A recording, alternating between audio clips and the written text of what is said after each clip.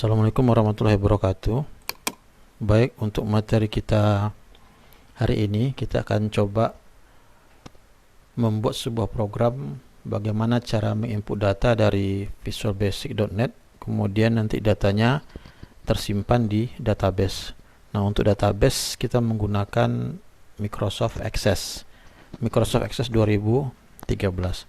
Materi ini sebenarnya lanjutan dari materi sebelumnya, di mana pada materi sebelumnya kita sudah mempelajari bagaimana cara menghubungkan atau mengkoneksikan antara visualbasic.net dengan database Access-nya.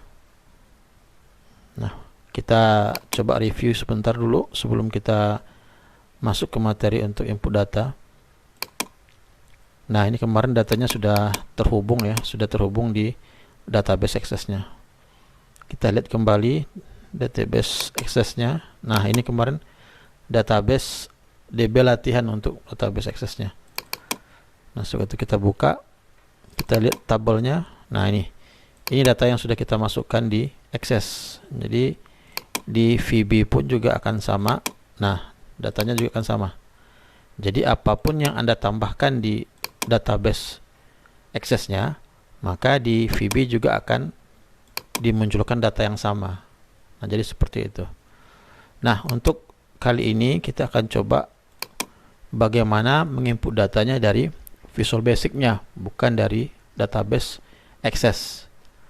Nah, jadi untuk itu kita akan coba tambahkan beberapa field untuk menginput datanya. Ini saya coba modif kembali ya. Saya modif kembali dulu desainnya.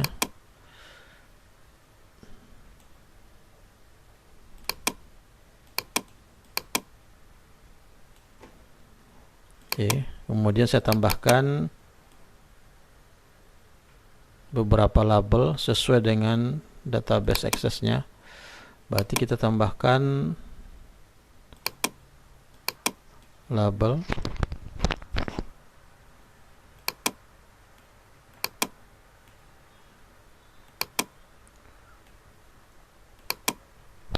kemudian kita tambahkan text box.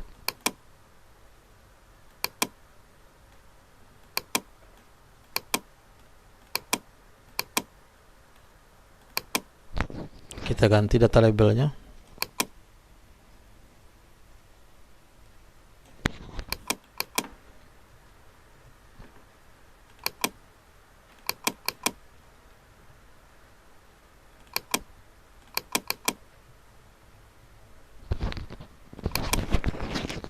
Nah, jadi ada 3 data inputannya di sini, ada npm, ada nama, ada prodi. Jadi sesuai dengan database kita kan ada 3 fieldnya, npm, nama, prodi. Nah, jadi nantinya kita nginput datanya dari VB-nya, bukan dari Access-nya lagi. Jadi Access ini sebenarnya untuk menampung datanya saja, atau untuk menyimpan data yang kita input dari visualbasic.net-nya. Nah, jadi seperti itu. Jadi npm, nama, prodi. Di sini npm, nama, prodi. Nah, jadi ada 3. Nah, kemudian kita tambahkan sebuah tombol atau button.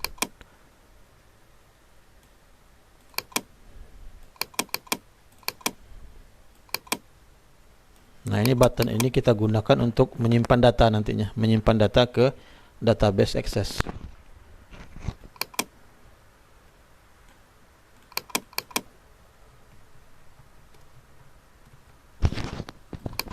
Oke, kemudian text box-nya sebaiknya name-nya kita sesuaikan dengan labelnya. Jadi ini npm, ini boleh kita rubah menjadi txt npm name-nya ya.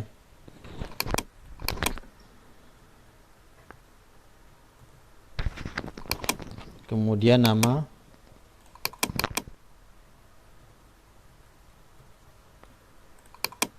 kemudian prodi,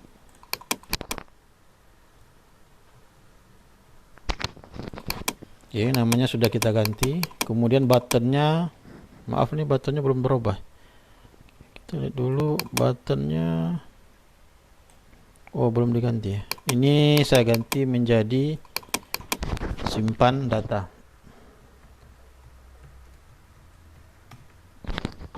Oke, kemudian name-nya boleh kita ganti juga menjadi komen ya, cmd simpan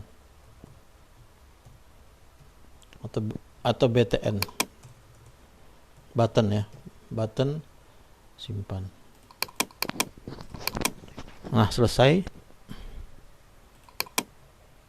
Ini txt npm, txt nama, txt prodi, btn simpan.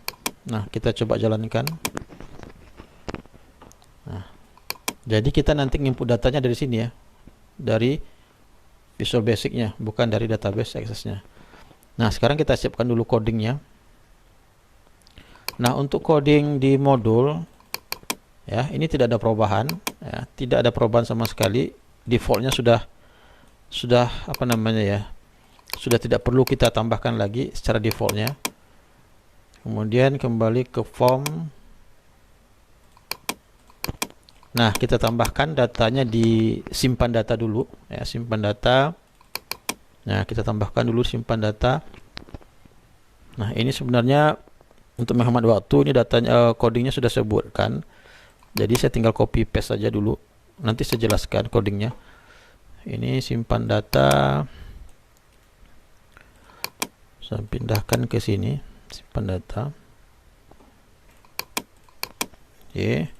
Nah, di sini ada untuk call hapus data, kemudian call isi tabel. Ini digaris ya. Jadi dia tidak menemukan hapus data dan isi tabel. Jadi intinya ini call hapus data ini memanggil prosedur hapus data. Kemudian call isi tabel ini memanggil prosedur isi tabel. Namun prosedurnya tidak ditemukan. Ya. Nah, sekarang kita buat dulu. Oke, ini udah saya siapkan ini untuk hapus data. Nah, sekarang sudah garisnya sudah tidak ada lagi karena prosedurnya sudah ditemukan. Nah, ini sub hapus data, berarti call hapus data artinya memanggil prosedur hapus data yang ini. Oke, kemudian yang di bawah ini call isi tabel, ini juga belum ditemukan ya, karena memang belum kita buat. Ini saya ambil dari sini yang sudah saya siapkan. Ini saya copy dulu. Copy.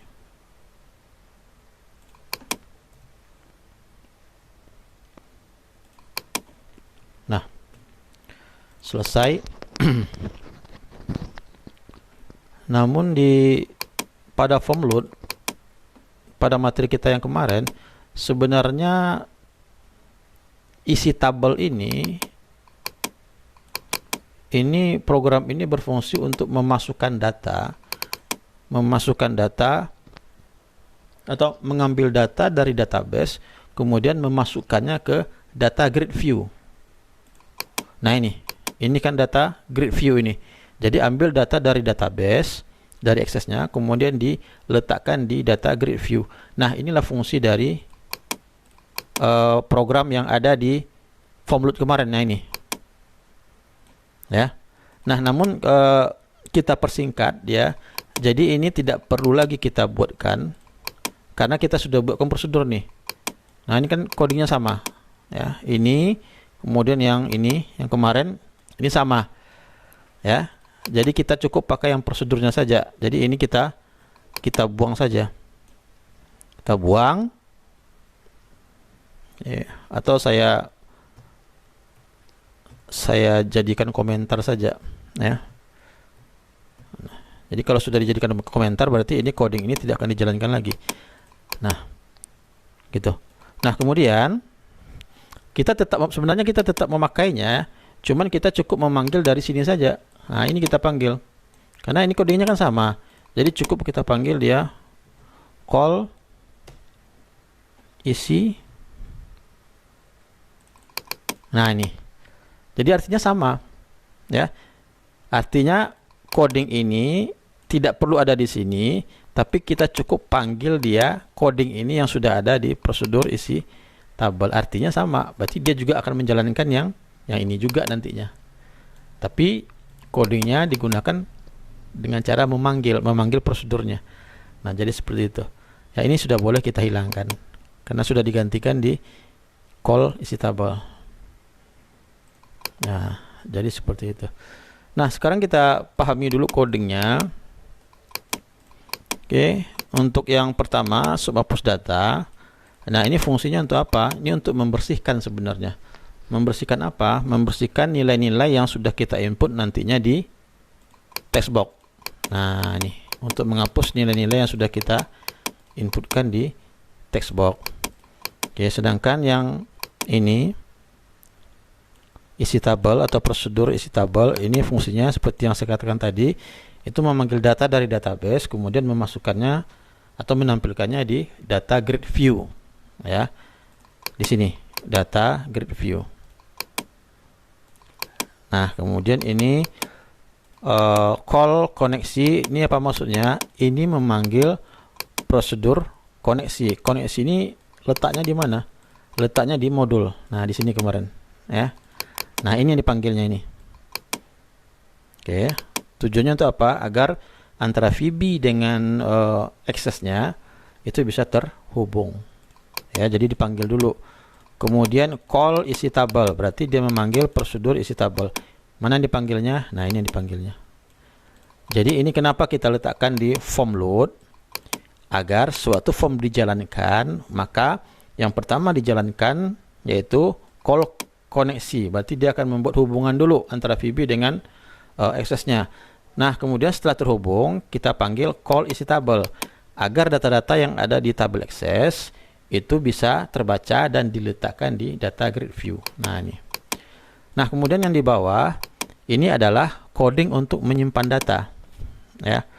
Coding untuk menyimpan data. Nah, pada blok pertama ini, di sini bisa Anda lihat, di situ jika txt_npm, ingat txt_npm yang mana? Ini ya. Nah, ini adalah txt_npm. Jika txt_npm nilainya kosong, kutip 2 berarti kosong, then maka akan muncul pesan data npm wajib diisi, ya. Data npm wajib diisi. Jadi maksudnya apa? Jadi npm ini kalau di database, ya, itu kita set dia sebagai apa? Ini ada tanda kunci. Ini apa? Primary key, ya. Jadi primary key. Jadi kalau kita set dia primary key, maka datanya tidak boleh null atau datanya tidak boleh kosong. Nah, jadi kita pastikan bahwa suatu kita menginput data, pastikan npm-nya tidak boleh kosong atau jangan sampai tidak diisi.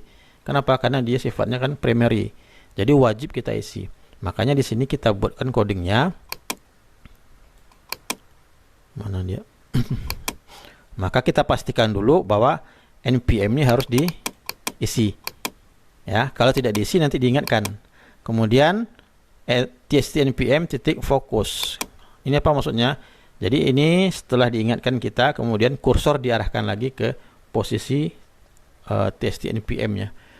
Kemudian exit sub. Nah, ini maksudnya apa?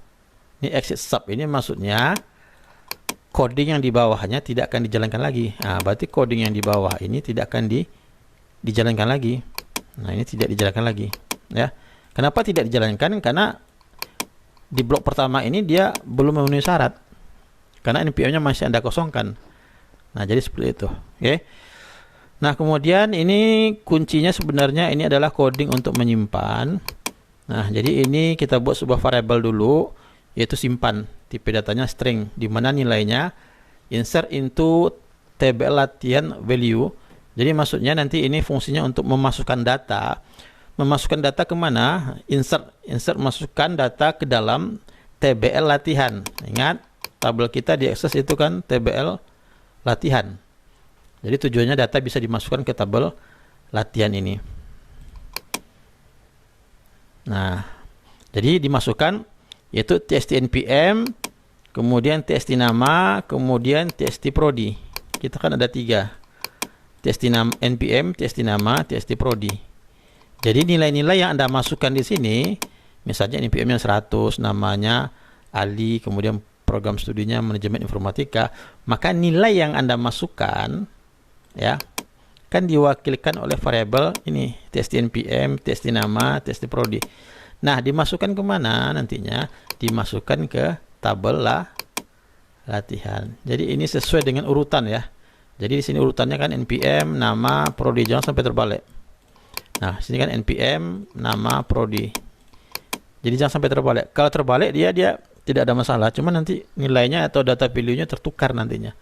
Nah, jadi seperti itu. Nah kemudian di situ di bawahnya lagi ada perintah cmd. Ini perintah comment sama dengan new oleh dobe comment simpan. Jadi ini maksudnya dia akan mengambil variabel simpan ini ya. Kemudian dilakukan pembacaan execute non query.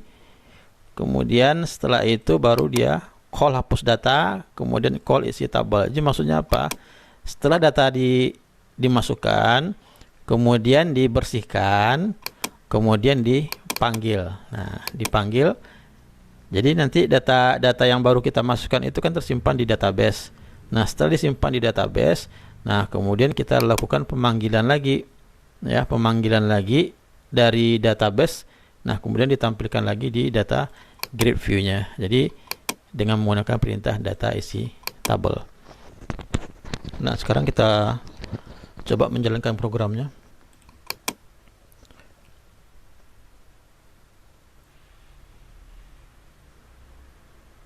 Ada yang salah. DA titik fill DS ini kesalahannya di tabel latihan is already open. Oh, ini tabelnya dalam keadaan terbuka ya. Jadi ini kesalahannya, saya stop dulu. Nah, ini nggak boleh terbuka ini ya. Jadi tabelnya harus kita tutup dulu. Nah, kita tutup. Nah, baru kita coba jalankan lagi. Kita running. Nah, ya sudah jalan. Nah, sekarang kita coba masukkan datanya.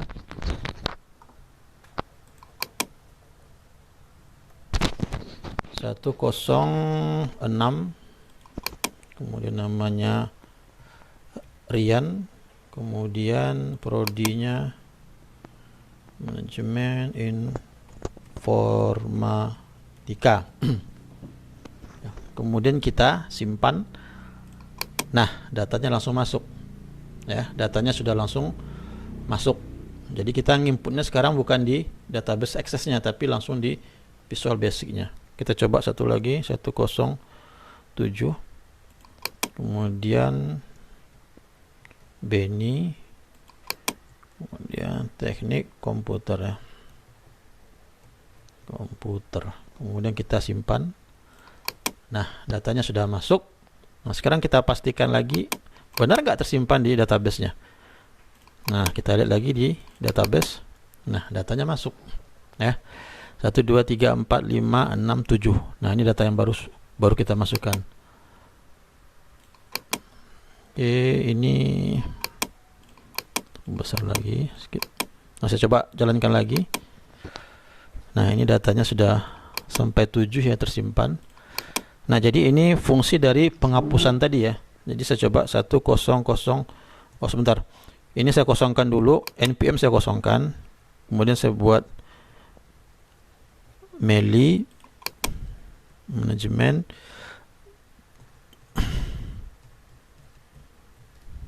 informatika ya. Kemudian npm-nya tidak saya isi. Nah, kalau tidak diisi, nah kemudian kita simpan. Nah, kita lihat dari pesannya simpan. Nah, ini tadi data npm wajib diisi. Jadi nggak mau nyimpan sebelum Anda isi npm-nya, maka data ini tidak akan pernah tersimpan. Oke. Nah, dia kembali lagi ke sini kursornya untuk menyuruh kita mengisikan npm-nya. Nah, saya isi lagi npm-nya 1008, kemudian saya simpan. Nah, baru tersimpan. Nah, dalam posisi seperti ini, nah ini kan masih kosong semuanya nih. Nah, bagaimana kalau kita simpan? Ya tetap tidak mau karena npm-nya masih kosong. Oke, mungkin cukup materi kita dulu untuk pemrograman database, bagaimana cara menginput data dari Visual Basic.NET-nya, kemudian datanya tersimpan di database, yaitu database Microsoft Access 2013. Terima kasih. Assalamualaikum warahmatullahi wabarakatuh.